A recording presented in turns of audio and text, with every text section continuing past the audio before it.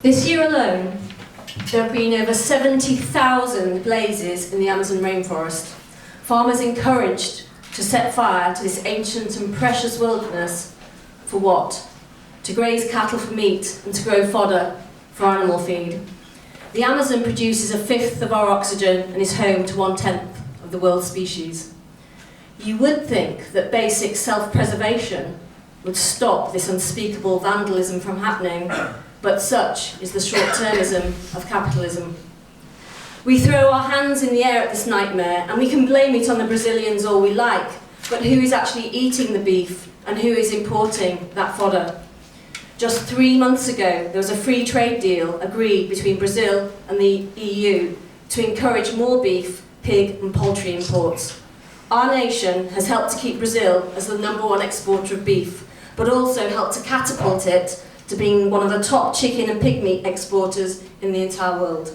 So it's meat consumption in the UK and across the world that's driving the destruction of the savannas and the rainforests.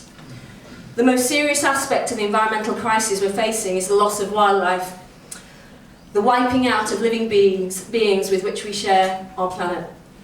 As animal agriculture expands, the natural world shrinks.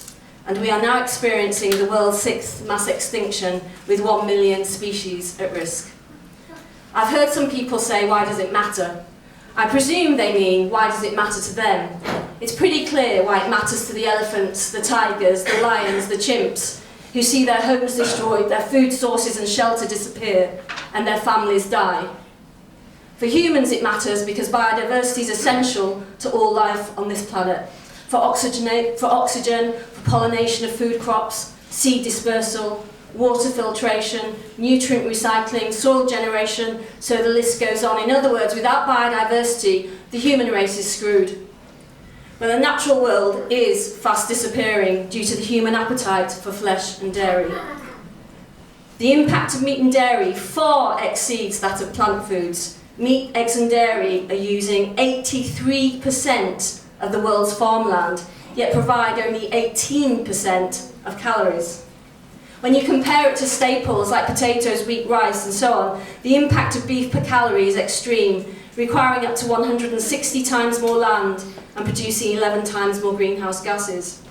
Homegrown veg and grains like oats, carrots, apples, peas, cabbage, potatoes have a carbon footprint about 46 times lower than British, not imported, than British beef, and 123 times lower than imported beef, and about 17 times lower than UK-produced pig meats.